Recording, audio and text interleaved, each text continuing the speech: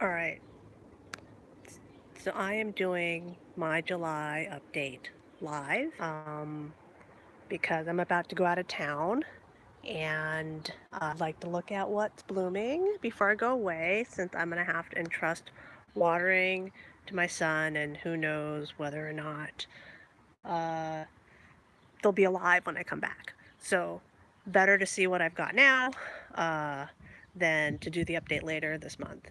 And I'm gonna actually plug in my headphones and use the mic because I think someone's doing construction a few houses over and there's a lot of hammering. All right, so here we go. Um, Starting at this end of my orchid, this is my Penny Carota spots. It's a very old clone. It's finally opened. It's been in bud for like a month. Oh, you can't even see it here. We gotta do it this way to see the light. Um, so it's fully open now. It started opening, I think, sort of yesterday morning. And then coming out of bloom is my Cortagera hybrid right here. So you can see the flowers are fading. We don't quite know what it's hybridized with. The tag just says Cortagera hybrid, as you can see right there, Cortagera hybrid. And that's one of the problems with this live stream thing is it just doesn't really focus very well. Next to it, in these tiny little flowers right here, is my orchids from RF Orchids. This is Direct Canary.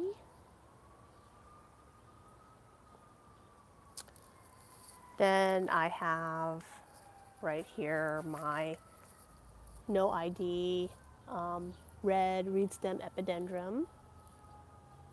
And lots of ants apparently.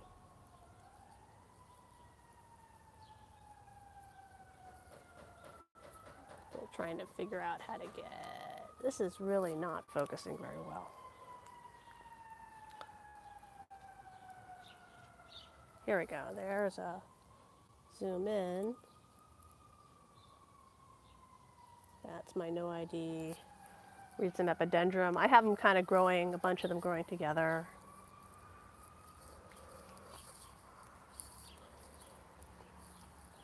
And then got some buds right here. I think this one's actually pink, like what is it, wedding song or something. I don't know yet. It's gonna have to open up, but it is a different reed stem epidendrum than the other one. So let's see, vanilla. My vanilla's growing. I still haven't cut off that bit on the variegated vanilla. That is very long. So here's this huge, so you can see I lost the variegation on this piece and it's part of this growth right here that is variegated. All right, so now we're going to come back into the shade and hopefully stuff will stay in focus. This right here is my Maltasia Dark Star Darth Vader. It only has one spike open right now. I've had this for about 10 years, but it has 1, 2, 3, 4 spikes. So 5 total. So this bunch of flowers has been open about, I want to say, I don't know, 2 weeks, I think. I mean, it's hard to see the individual flowers. It's blooming, it's the cluster.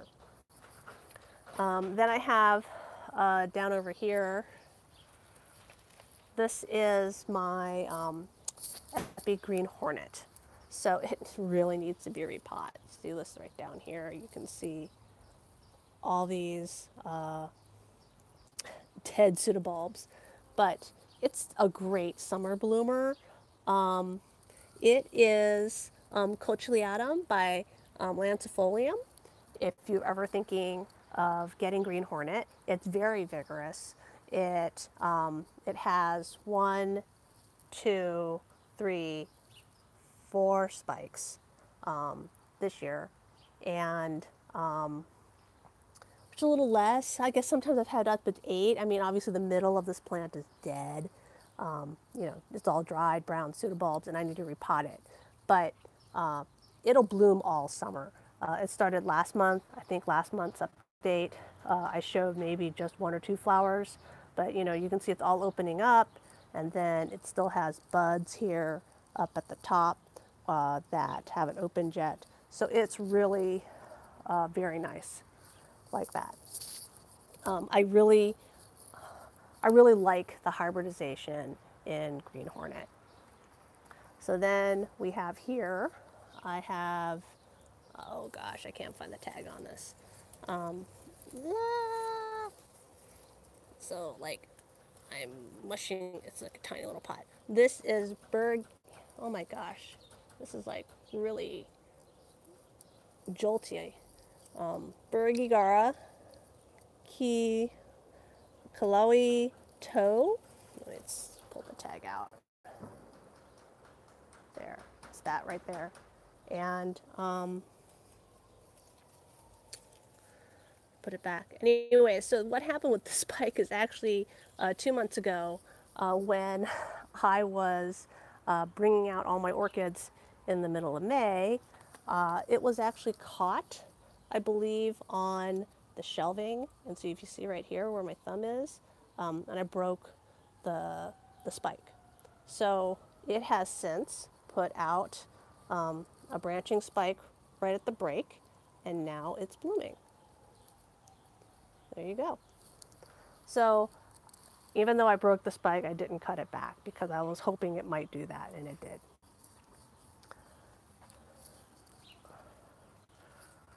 Over here, this is my Diachia hendersoniana.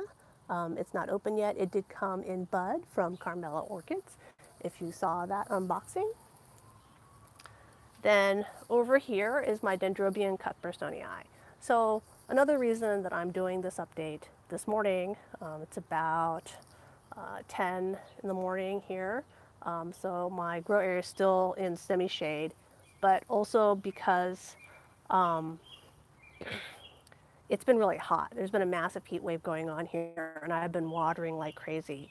And the entire backyard seems to be filled with mosquitoes as a result. And so basically to come out here to look at my orchids was to be eaten alive. And so I don't know, stupidly or bravely or what, decided to leave my Dendrobium cuthbertsonia, which are cool to intermediate growers, outside. And I was basically just watering the heck out of them. And so 2 of them had flowers. This one right here looks like it's been eaten by a slug. Here's another flower, and they've survived. We've been having 95, 100-degree days. It's been really, really hot, very humid, is really not their environment. But I was told they could make it if they're kept really wet. So I decided to go ahead and try.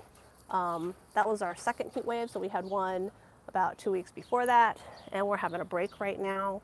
So my masdevallias have gone inside, unlike my cuthbertsonii, but the cuthbertsonii, I am trying really hard to have them survive the heat by watering them a whole heck of a lot.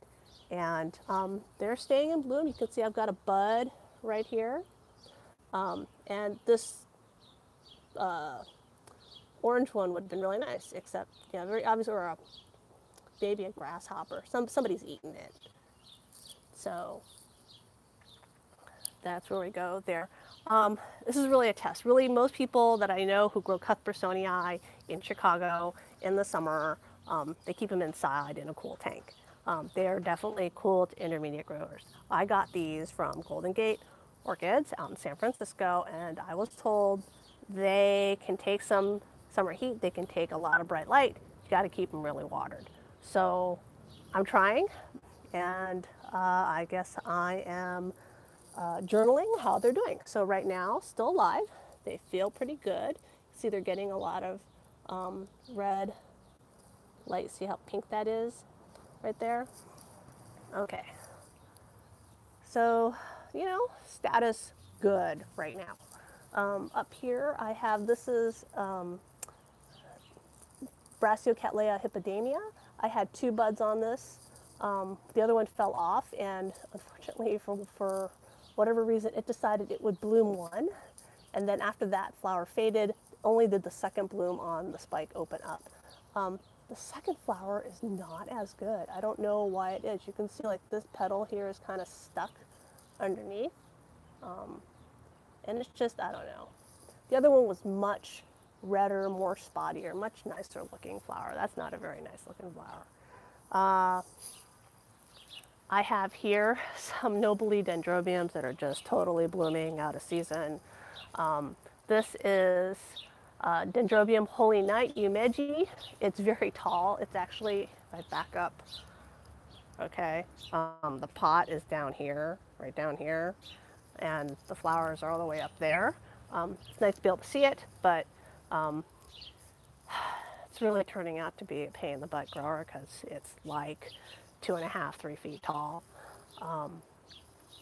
But I really like the pattern on it. And you know, I don't see Dendrobium Holy Night available anywhere. I got it as a Kiki, I want to say about 6 years ago, from one of the local growers in the Chicago area.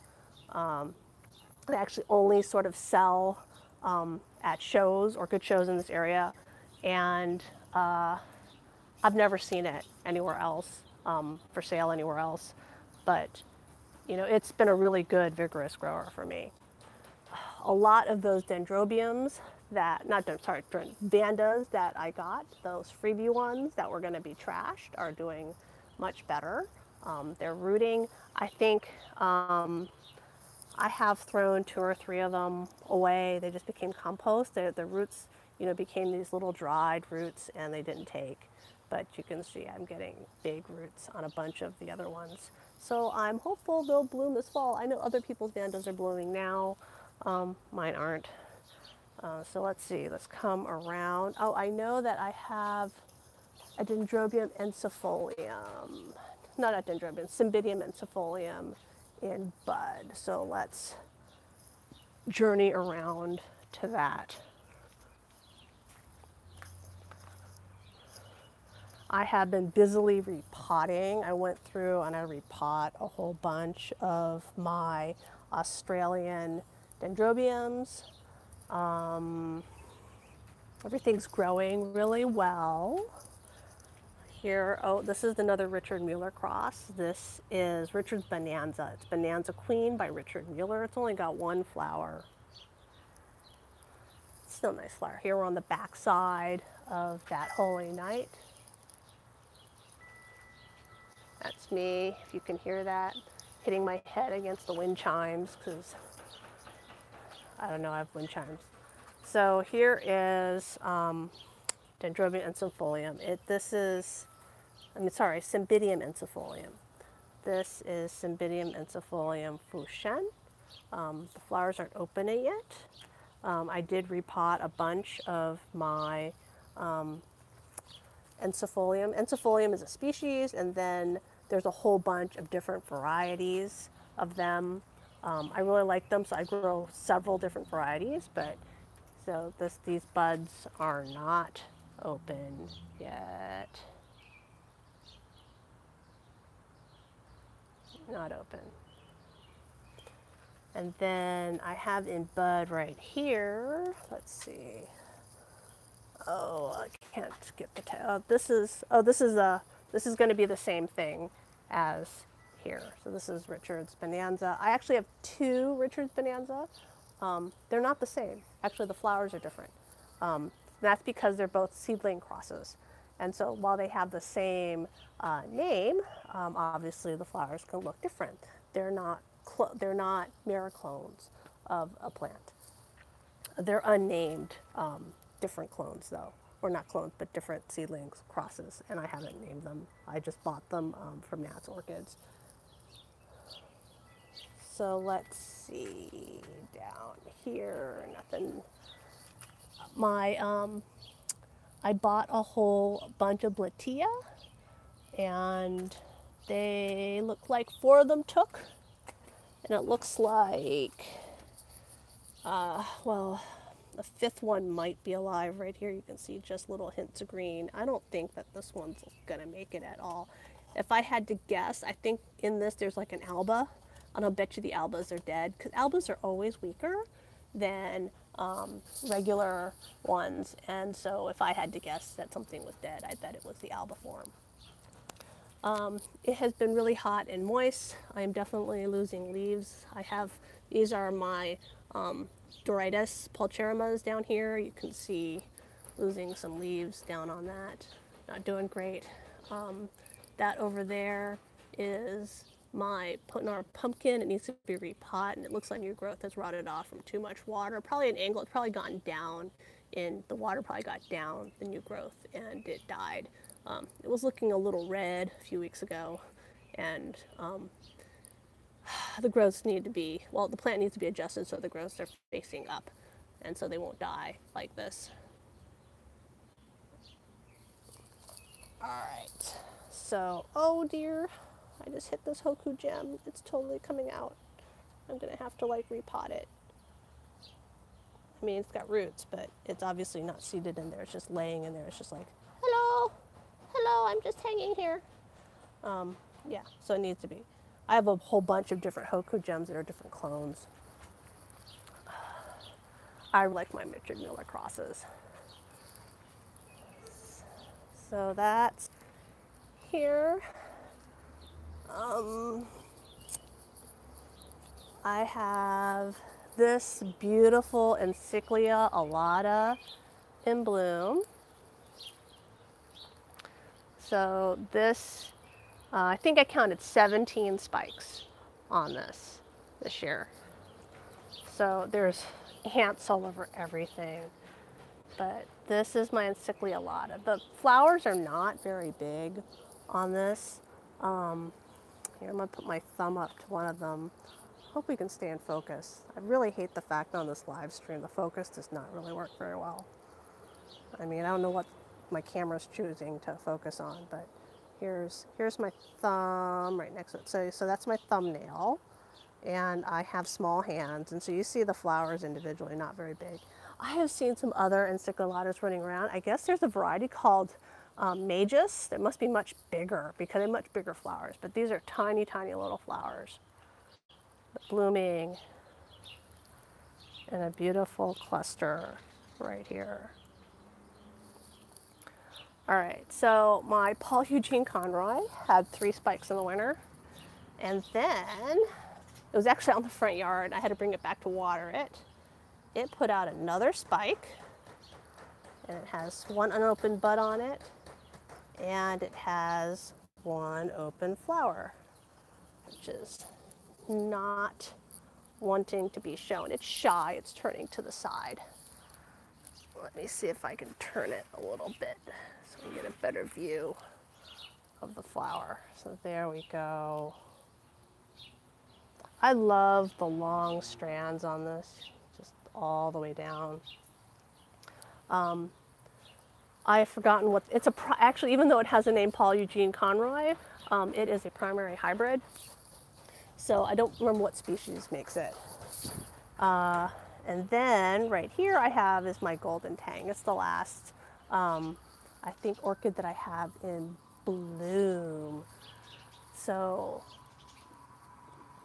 I have many flowers open on this. 1, 2, 3, 4, 5, 6 on this side that are fully open.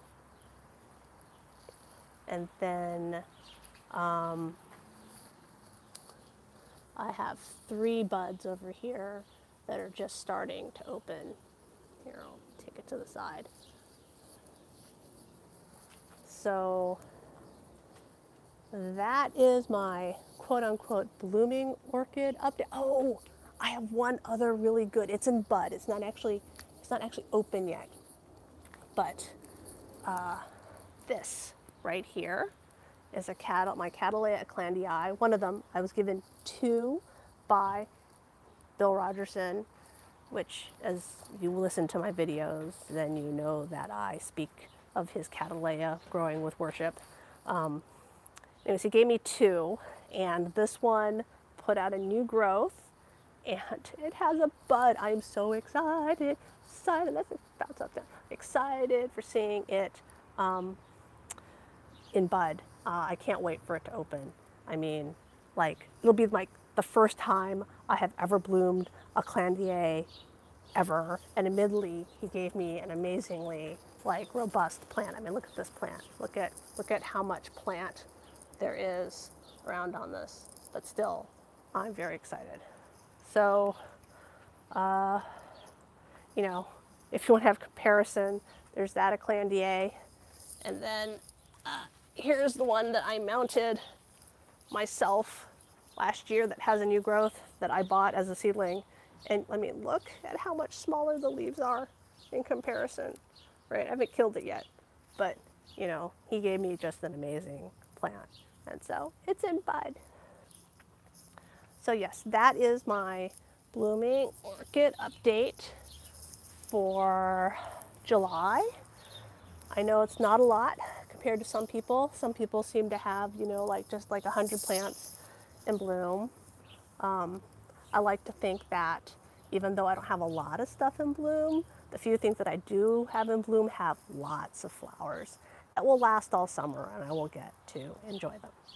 So thank you for joining me today for this update, and I hope that my orchids are still alive when I come back from my business trip.